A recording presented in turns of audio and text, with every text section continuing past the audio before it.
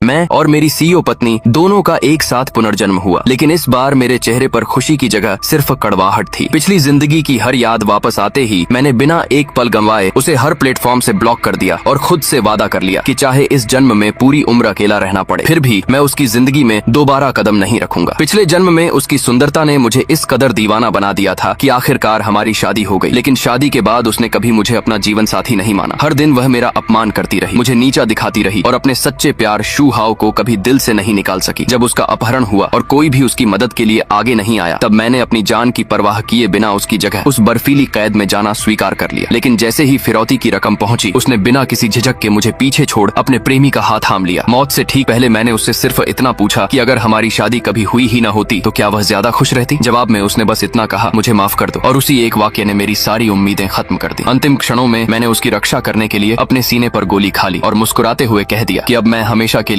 उसके और उसके प्यार के रास्ते से हट रहा हूँ। फिर अचानक मेरी आंख खुली और मैं उसी दिन लौट आया जब वह मेरे परिवार में अपना होने वाला पति चुनने वाली थी। इस बार मैंने उसे प्रभावित करने की जरा भी कोशिश नहीं की। उल्टा मैं जानबूझकर अस्त व्यस्त कपड़ों में रहा और अपने सबसे बड़े प्रतिद्वंद्वी शू हाओ को खुद संदेश भेजकर बुलाया कि वह आकर उससे अपने दिल की बात कह दे, क्योंकि इस बार मैं चाहता था कि दोनों एक दूसरे के साथ रहें और मैं अपनी जिंदगी की नई शुरुआत कर सकूं। मैंने अपना सामान बांधा और दूसरे शहर जाकर नया कारोबार शुरू करने का फैसला कर लिया। जब मुयुए वहां पहुंची तो उसने हर उम्मीदवार को ठुकरा दिया और सिर्फ मेरे आने का इंतजार करती रही, लेकिन मैं पहले ही जा चुका था। मेरे पिता ने उसे बता दिया कि मैं घर छोड़ चुका हूँ और अब कभी उससे मिलना नहीं चाहता। उसने बार बार मुझे कॉल और मैसेज किए, लेकिन तभी उसे पता चला कि मैंने उसे हर जगह से ब्लॉक कर दिया है। उसी पल वह पूरी तरह बिखर गई और पहली बार उसे एहसास हुआ कि इस बार मैं सचमुच उसकी जिंदगी से हमेशा के लिए जा चुका हूँ। दूसरी ओर मैं अपना सामान लेकर नई मंजिल की तरफ बढ़ रहा था कि तभी शहर की सबसे बड़ी स्क्रीन पर मुसाइरी यूए दिखाई दी। वह सबके सामने आंसुओं में डूबी मुझसे कह रही थी कि मेरे बिना वह कभी खुश नहीं रह पाएगी, मैं बस लौट आऊं, वह उसी वक्त मुझसे शादी कर लेगी और इस बार मुझे कभी नहीं छोड़ेगी। उसकी बातें सुनकर मैं पूरी तरह स्तब्ध रह गया, क्योंकि जो लड़की पिछले जन्म में मुझसे कभी प्यार नहीं करती थी वही आज मुझे वापस बुला रही थी। फिर भी मैं उसके इस बदले हुए व्यवहार पर भरोसा नहीं कर सका। मुझे लगा कि यह भी दोनों परिवारों के फायदे के लिए रचा गया एक नया नाटक है, इसलिए मैं तुरंत टैक्सी में बैठकर वहां से निकल गया। तभी अचानक कुछ लोगों ने मुझे पहचान लिया और मुझे पकड़ने के लिए मेरी तरफ दौड़ पड़े। मैं अपनी जान बचाने के लिए भागा और एक दुकान में जाकर छिप गया, लेकिन वहां भी लोगों ने मुझे पहचान लिया। घबराकर मैं फिर से दौड़ पड़ा और मेरे मन में लगातार सिर्फ एक ही सवाल घूम रहा था कि आखिर ऐसा क्या हुआ जिसने मुयुए के दिल को पूरी तरह बदल दिया।